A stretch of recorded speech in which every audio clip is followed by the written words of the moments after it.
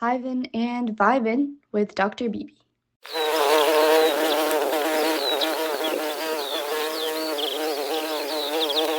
Here we are with Jules Brooke.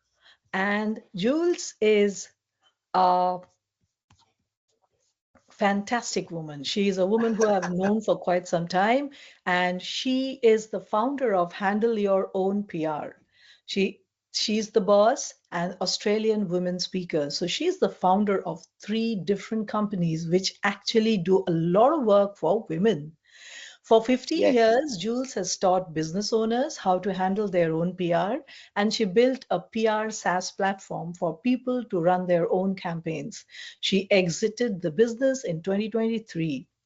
In She's the Boss, Jules is supporting and connecting successful women, business owners, and female founders over 45. She runs online and offline events nationally, a podcast called She's the Boss Chats, She's the Boss YouTube channel, and a directory of women owned businesses. Jules also founded Australian Women Speakers when she realized only 30% of speakers are women and only 15% of panels feature women. She created a directory of women speakers in March 2024 and has groups on Facebook and LinkedIn with over 2,200 women speakers. That's a wow, Jules. How do you manage to do all this? I don't know how I managed to do it, Banya. I think if you have a strong sense of purpose and you see a gap or a problem, then you want to solve it. And I'm very entrepreneurial and I see problems that I can solve all the time. So I keep trying to narrow myself down to one business and then thinking of another idea and starting another one. That's how it is. But how do you manage your time? I work very hard when I'm working, and when I don't work, I literally do hardly anything. So I always say to people, I'm either on or I'm off. I'm not very good at the gray, doing things slowly. Uh-huh. All right.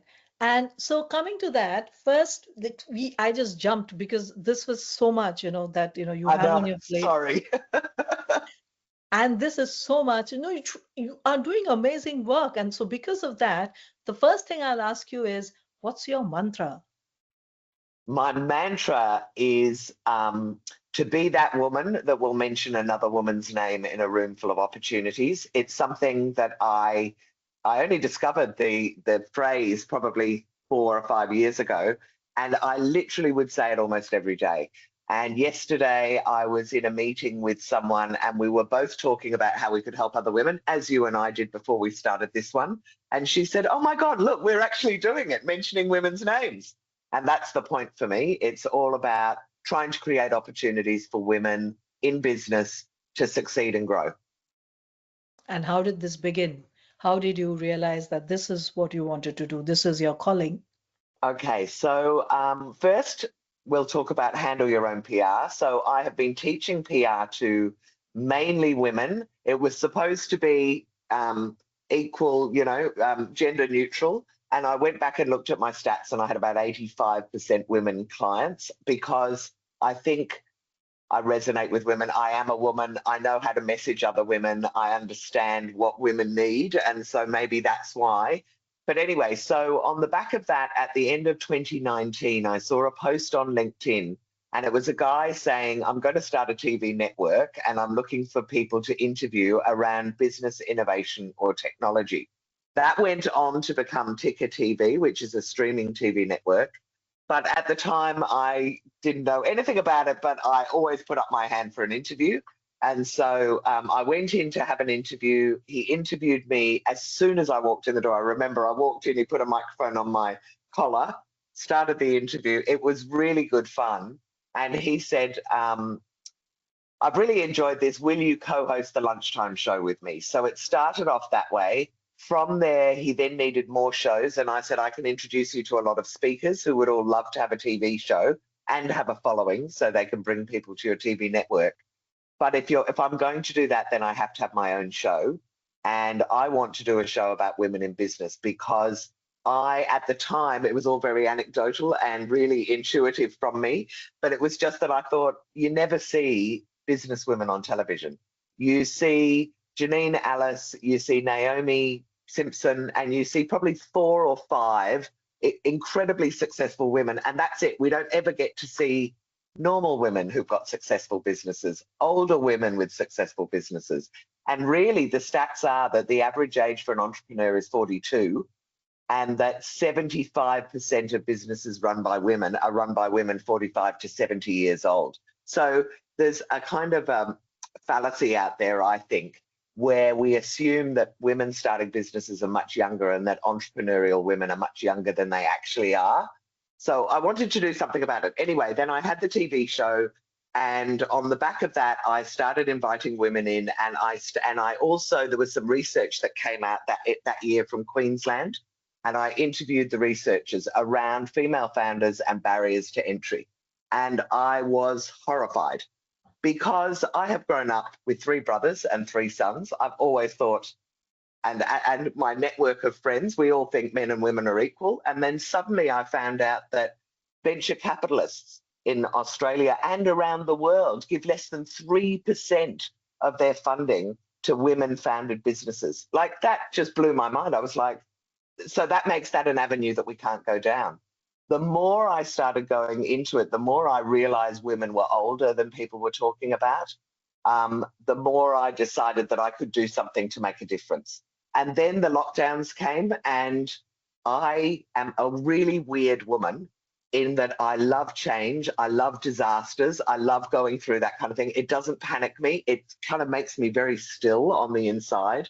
And I could see the panic going on with all the women that I knew who are saying, oh my God, my business is going to die. I've spent 25 years building it. What am I going to do? And so I thought, well, we'll just do an online lunch and we can all support each other. And I did that. At the end of the lunch, I think I had 14 women come. I said to them, let's do it once a month during these lockdowns. And they said, we can't wait that long. And I said, okay, well, we'll do it weekly. So for 2 years, I did weekly online lunches for female founders. And at the same time, I guess, I was growing my network. I started a podcast. I lost the TV show because he felt that nobody really wanted to listen to old women talking about business. And I thought I couldn't disagree more. So then I started a podcast, which now has over 200 episodes. Then I started, when I lost the TV show, get this is the universe for you, on the same day that so it was like 8:30 in the morning, and I've been speaking to the founder of it, and he said, look, I'm going to have to let you go. And I said, fine. And in the same breath, about an hour later, I got a phone call from a woman who owns a big media training company that I know. And she said, I've dismantled a whole TV studio's worth of equipment, and I don't know where to put it over the lockdown. Would you like it? And my son said, I know how to use all the equipment. I'll produce a TV show for you. And so I started doing a TV show on YouTube. And then from there, we came out of the lockdowns. I started running events in Sydney and Melbourne and Adelaide and Brisbane, and really became very passionate about women. And on the back of that, then I started coaching women in business, because I've really been running my own businesses since I was 24, and I'm now 50, about to turn 59. So I thought, I've got all those years of experience, let me share it. And then I came across the startling fact that only 30% of speakers are women. And yet I know, so because I'm teaching women about visibility, I just know so many that want to speak on stages. And so I went looking for where could they go, and outside of the bureaus, there was nowhere, and it was just coming up with individual LinkedIn profiles.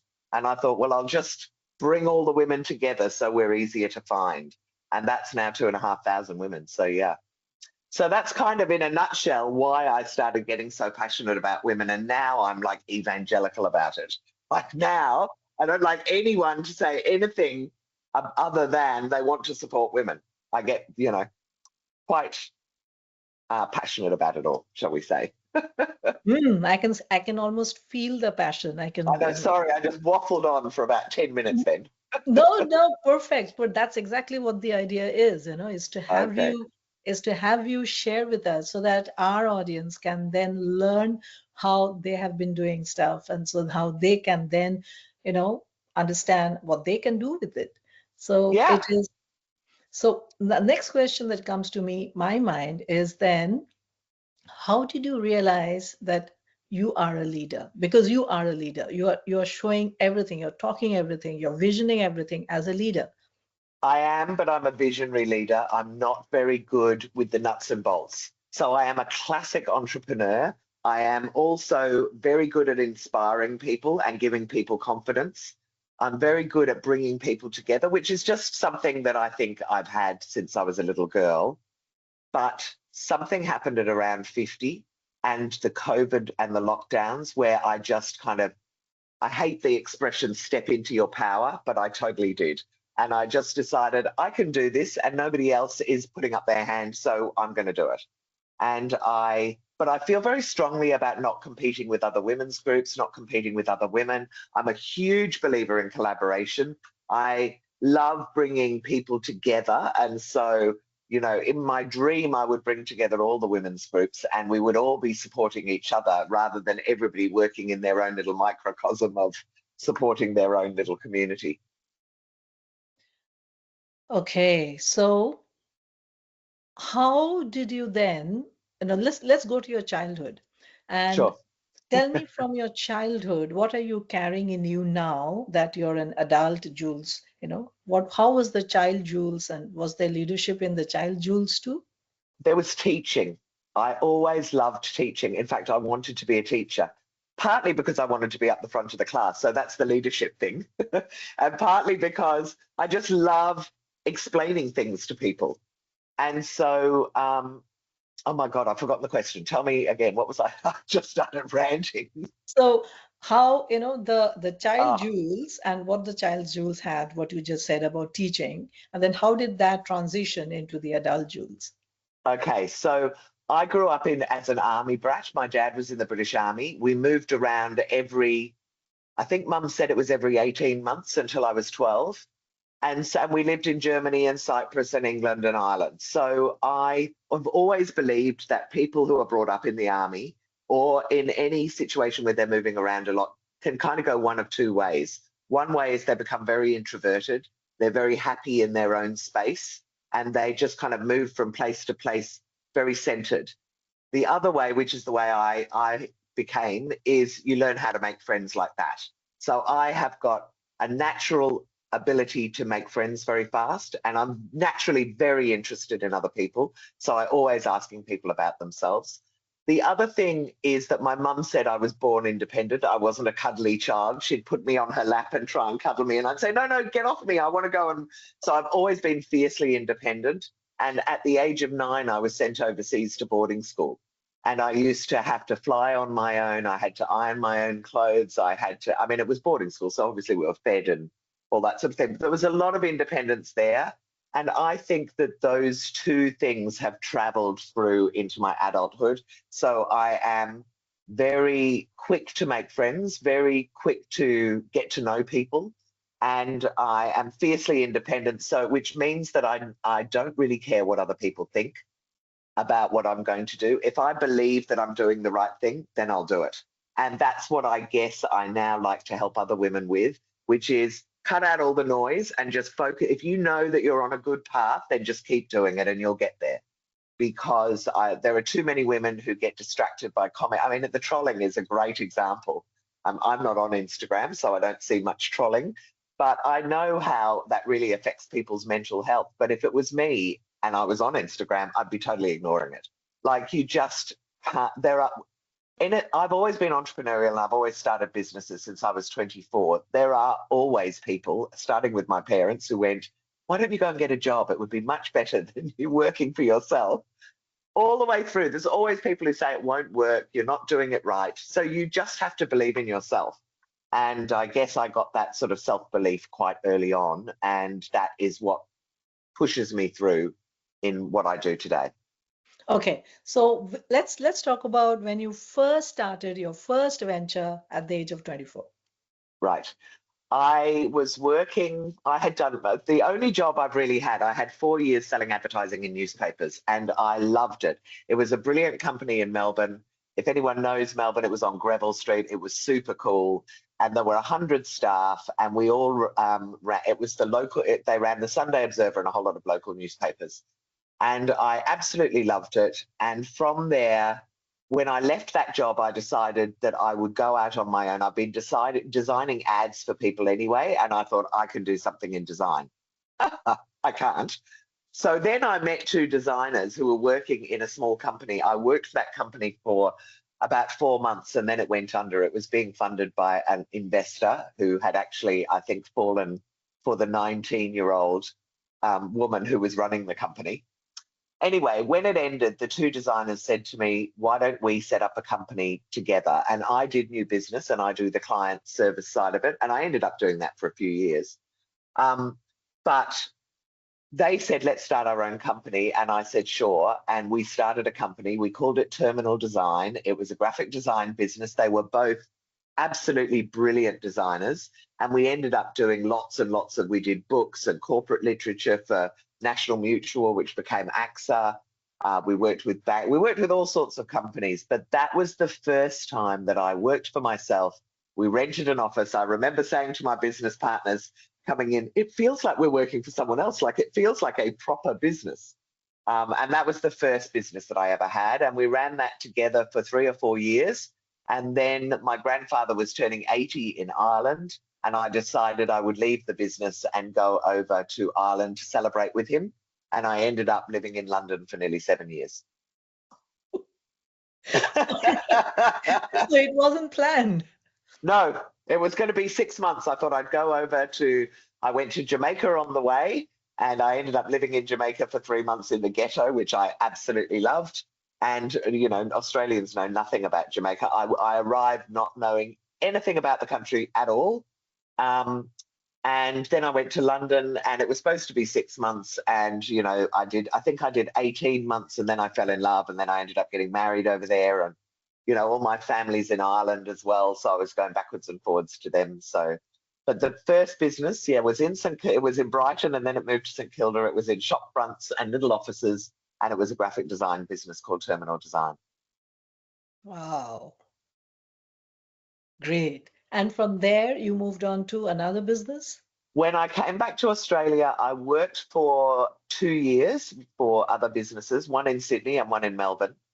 And then I decided I would go out on my own when my first child was born. And it was the same time as that big mumpreneur movement, when all the women who had been working and career women like I was suddenly hit 35. We all wanted to have babies, and a lot of us were working, and the 80s was super driven. So you were doing very, very long hours, all big shoulder pads and tight waists and big hair. And I remember thinking, I can't do this with a child. I was working in a design agency. They work very long hours because if you've got a deadline coming up, it's all hands on deck till 2 o'clock in the morning.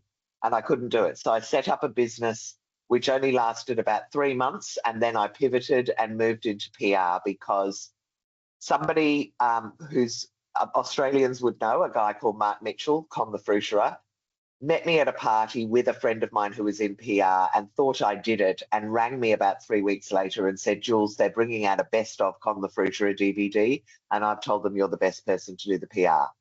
And I had never done PR before, but I needed the money and I needed the job, and I tried it and I loved it. And I ended up growing an agency with, I took on a partner and we grew an agency back on Greville Street in Paran of 7 staff. And that was the last time that I really employed people. After that, we had the GFC, we set up Handle Your Own PR, and all our businesses went online. And that's what I've been doing ever since. Uh-huh. And what did you do in those 7 years in London? I did 5 years of working as a freelance account director across all sorts of marketing companies. So there were, it was graphic design, then it moved into sales promotion, trade marketing, direct marketing. There was a company called Cable and Wireless in London that our agency won the account, and I still remember doing a direct mail campaign for 6 million people, which in Australia, you know, you would do them for like 300,000. So it was all amazing. I did that. I did a lot of traveling. I met my now ex-husband there. We got married, and I loved this agency. It came to Australia for a short while. I can't remember what it's called now. Stopgap Marketing, it was called. And the concept in England was that you could take very senior roles. So I remember my cousin was the CEO of Swatch Europe, and he used Stopgap to put a marketing manager in when somebody went on maternity leave. Or we would come in if an agency was pitching for a really big account, say the cable and wireless account, they would bring in senior people. We would pitch. If they won it, we'd get a job. If they didn't win it, we'd go and work for someone else. So I loved it. I love change. That suited me down to the ground. And in between, I would travel. And I did that for 5 years. And then I came back actually after 5 and moved to Sydney because I wanted to be there for the year 2000 and the Olympics. And I worked through those two and had a fabulous time, and then moved back to Melbourne after that.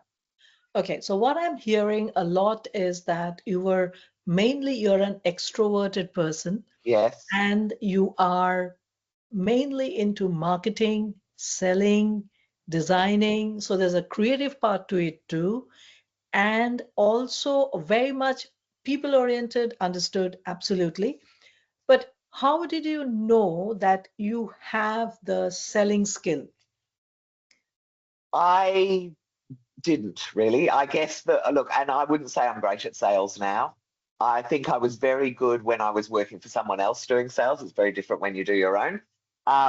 But look, my mum always used to say you could sell snow to Eskimos, when I was little. I always, and that's part of, I guess, gathering people together, is that I persuade them to that we should all go to this place or we should all do that or whatever. I've also been a bossy older sister of 3 younger brothers, so that was probably part of it as well. Yes, sorry, I've lost track of what I'm saying again. Sorry. Okay, so what I'm getting here is that you have charisma. Yeah, well, yes, I don't know how you could judge your own charisma, but I guess I'm very extroverted. I like people, and I like leading people, I guess, but I don't really like managing them. So I am classic in that way that my skills are not strong at a sort of a COO level. I'm more of a, I guess, CEO, inspirational, coming up with the ideas, putting things in motion, then I want to move on to the next thing. All right. So then with what I'm again hearing is that there is a person here who is quite creative and at the same time who loves to have people, who loves to lead people into doing things. Particularly women now. Correct. Right now it's more of women. The focus is women. And also a person who is naturally using charisma to do that. So if that's what it is, has this charisma ever led you to do stuff which is not right, or you felt, oh, I should not have done that? I don't know whether charisma has led me to do it, but there have been many, many, many, many, many times in my life where I've regretted what I've said or what I've done. I'm very impulsive. And when I was younger, I wasn't really very good. So I'm very impulsive and I'm very transparent. So I don't hide anything, which is authenticity. It's all become very trendy now. But like 20 years ago, if you were like that, people would go, oh my God, can't you control your mouth? So because I've always been very honest. And so, yes, there have been, I couldn't even tell you how many times I regret some of the things that I've done and said. And I'm also very trusting, which is another aspect of, if you're going to get to know people and like people, you need to trust them straight away. And I have misjudged and misplaced that trust on many occasions as well. So there's the good and the bad of being like that. But I don't know whether my charisma has led me there, but I think my impulsive nature and I'm very positive, I'm very optimistic. I rarely let anything get to me. I think that has probably led me more, and my gut instinct more than my charisma, if I've got it. Great. So what I also hear is a very authentic person. Yes. Which is why I always say to people, even, we were talking earlier about questions, I don't need questions in advance because I'm going to answer the truth. There is nothing I need to plan because it all just comes out as being honest. Right. And I highly recommend that for anyone out there as a leader. If you try and hide behind a personality that's not your genuine personality, then you're going to get caught out. And so therefore, if you're completely transparent and honest, then everything's on the table and you can't make mistakes in the same way. Totally agree. And I have, like study says that it's difficult for women to be authentic. So Yes, I think a lot of women find it very hard. And that's something that I love to coach women on.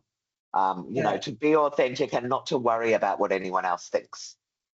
absolutely, I totally agree with you. And with that, the next question that comes is that now with so many ventures that you have done on your own, I can call you a serial entrepreneur. Yes, you can. And having reached that stage, what is the legacy that you're going to leave behind? I hope I am going to leave behind a legacy for young girls and for women to say, make yourselves more visible, be a role model, don't be scared of what other people say. And I really hope that I, if nothing else, teach women that if they support each other, then they all rise together. And that trying to compete against other women is not going to get you as far as collaborating and supporting other women.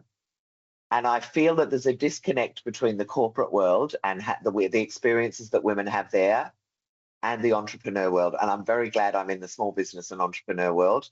But I guess what I would also love to do would be to start moving more into corporates to teach those women there that statistically they will succeed and go further if they support each other and if they build that network of friends and supporters around them. And so that's really, that's the legacy I want to leave, of course, and be kind to other people and help other people and all that kind of thing. But really, it's about women supporting women. I want to lead by example, and I want to leave a legacy where other women do that too. True, but don't you think that, so how would, okay, I'll put it this way.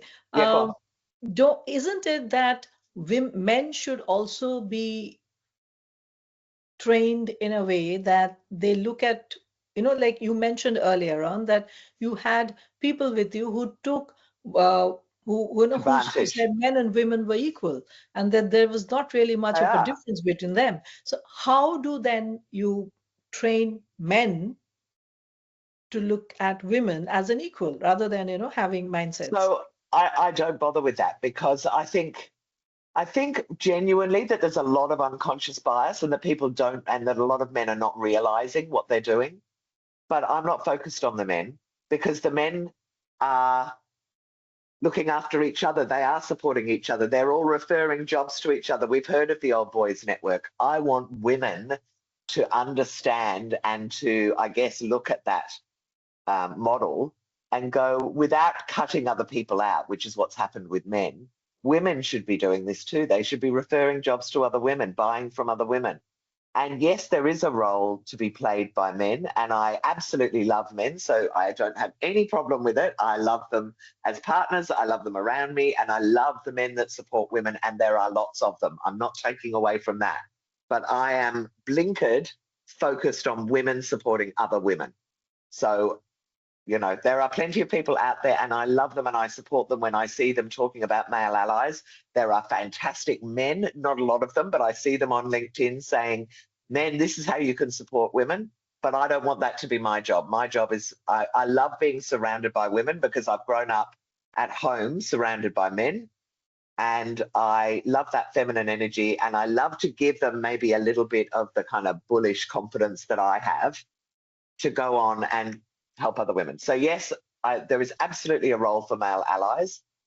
Men do need to be trained, but that's not what I have chosen to do. That's not the path that I want to follow. Fantastic. I'm so glad to find a lot of clarity, and I can hear a lot of clarity, or you can hear a clean vision ahead of you, Yes, and exactly what do you want to do, how you want to do it. It's totally clear. There's a lot of clarity in it, and there's a lot of passion in what you're doing. there You is. must have faced challenges. Could we talk about any challenge that you have faced where you found that no, you're getting blocked, and this is where you're getting blocked, and how did you then, change it? Okay, so I mentioned earlier that I love disasters and that I become very still and centered. A really good example, look, there's been a lot, One was leaving my graphic design company when I was 27. That taught me having a partnership agreement with an exit clause is really, really important because we didn't all necessarily agree. So I've learned a lot along the way. And I've forgotten the question again. God, I keep doing this, don't I? Where I start off. What were you saying about? Oh, The yeah, the challenge that challenges. you face. So the biggest one that I can think of is when I was developing my PR SaaS platform.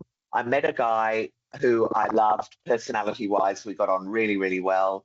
He was very experienced, and he said to me, basically, every dollar you put into the growth of this business, I can 10 times it. And I believed him and I trusted him, and we started to build out the PR SaaS platform, and then we ran out of money. And I am used to running out of money, pulling up my sleeves and going, right, this is where we've got to put the sweat equity in, this is where we've got to do it. And he just turned around and said, I don't work like that. And I said, what do you mean? And he said, I'm out. And I said, but what do you mean? Like, we're only halfway through, and how are we going to fix it? And he said, well, you just need to go and find more money. And he left me. And I didn't know what to do. And so this is what I do. And I know now what I'm like. So for 2 days, I freeze. I literally go, I don't know what to do. I can't even talk about it because I'm like in shock. And then, and I often feel obviously very down. I get very scared. I get very worried. And then I say to myself, that's it. You've had those 2 days now. It's time to start being practical. And what I did was I called all the friends that I knew that were really good at digital marketing and were really good at software development. And I said, I'm really stuck. What am I going to do? And a couple of them said, I'll come and help you. And just starting to move it and coming up with a strategy for how we might attack this helps me kind of loosen up again. And then I go, you know what? I know loads of people. I have done so many favors for people in my life. There are so many people I can call on to say, would you be able to return the favor, or can you help me? And that's kind of what I do at times like that. And I do remember at the time, my partner, Dave, who's a fantastic guy, said to me, don't you feel bad about asking all these people to help you for no money? And I remember thinking, God, should I feel bad about it? And then I went, no, because I have spent my whole life doing things for other people. People always say to me, oh my God, you should have charged someone, or you should have done whatever. I just love helping people. I love the endorphin rush you get when you've helped someone. That's kind of good enough for me. So I have a big network of people that are very happy to help me out as well. And so that's kind of what I did. But every time I freeze for a couple of days, and then I go, like if it happens on a Wednesday, I'll go, okay, you can indulge in feeling bad for 3 or 4 days, but by Monday, it's a new day and you've got to address this. So I'm very practical. And in fact, my son said to me at one stage, God, Mum, can you stop being always so solution oriented? Because if ever anyone has a problem, I'm straight away with this is how you can manage it, rather than, oh, you poor thing. And my son says, can't you just let me indulge in feeling bad? And I'm like, yes, but this is how we can solve the problem. So I'm a great problem solver. Fantastic. So this is where the challenge is, and this is how you solve it. That's how a serial entrepreneur is built, and that's how a movement is created by you. That's true. amazing. That's amazing. Okay, so with this, I think we are almost wrapping up. And Okay. one of the things that I would like to ask before absolutely wrapping up is, how do you sustain yourself? What do you do to keep yourself going? I have, as I said, I'm either on or I'm off. When I'm off, I just read books and watch TV. So I'm not somebody who reads business books, even though I've probably coached about 100 women that have, and they've all given me their books. I switch off. I'm either on or off. I love cooking. I love cooking. So I do that at the drop of a hat. I love traveling. So, and I plan on doing more of that. I've got twins my youngest are twins who've just turned 19. So I feel like they're out of school. It's my time. And so I want to do a lot more traveling. But I like being busy. So I was saying to someone the other day, I'm either like this, like running around, crazy, or I stop for a while and then it's really hard to get that momentum going. But I'm not great when I have only a medium or small amount of work to do. I'm at my best when I'm super busy. Clearly, I make those situations for myself. Right. So you actually thrive on more work. Yep. Yep. But I also, I have a question I ask people in my old podcast, and I should ask it of you because it's really interesting to say to people, if you have an afternoon meeting booked and that meeting gets cancelled, what do you do? Are you the person that goes, oh my God, I've now got 4 extra hours, I can do a whole lot of work? Or are you the person that goes, great, I'll take the afternoon off? What do you do, Banya? Oh, what would I do is if it is in the middle of the week, so say it's Yeah, a Tuesday or a Wednesday or a yeah, Thursday, then I would most probably pick up some other work which I can finish maybe, one day earlier yeah, or something like that. So I would do that. But if it is a Friday or a Monday, then most probably I would say, hey, I can take a break and, I can actually relax and focus a little bit internally to see what I can do for the rest of the week. So that's how I right. would. So when I say I switch on and I switch off, if someone cancels a meeting, I just take to the sofa and binge watch something on TV, or I read a book. But I don't have that super driven work ethic where I work 60 hours a week. I don't. I probably work 40, 45 hours a week, but I'll do bits on Sunday, bits on Saturday. I tend to work from about 8 in the morning until about 3 in the afternoon. I'll do them till 5:30 if I have to, but yeah, so I'm very on and off, and that's how I sustain myself. And I have friends, and I'm sustained by being around people. That actually gives me energy, and I run a lot of events. I think in She's the Boss last year, I ran 84 events. Oh, that's a So lot of that's them. online and offline, but that's nearly, that's 2 events a week, pretty much 2 or 3 other online or in person. So that gives me lots of energy, but it also drains me. So when I'm not working, I'm not literally not working. Right. So how would you like our listeners or our audience to connect with you? How will they follow your work? Is there any particular way that you would like them to get in touch with you? Yes, I can give them 3 different ways. One is my LinkedIn profile. I am very active on LinkedIn. I am Jules Brooke. You see me with the pink hair. Connect with me, send me a message. I'm always on LinkedIn. Secondly, she'sthebossgroup.com is the home of She's the Boss, and you can read a little bit about me and what I'm doing there. And lastly, julesbrooke.com, JULESBROOKE.com has got a whole lot of stuff about me and my life and me as a speaker and an MC and a coach as well. Amazing. Thank you so much, Jules, for being with us. And thank you for sharing your wisdom, your knowledge, and all your experiences. I hope it helps all of us.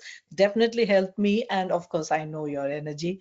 I I think we can continue talking again for another half an hour if possible. Easy, easy. Easy. Thank you so Exactly. much. I'm sorry. I feel like I just completely monopolized the conversation, but Not at all. Not you at all. asked some great questions. I've shared a lot that I haven't shared with anyone else with you.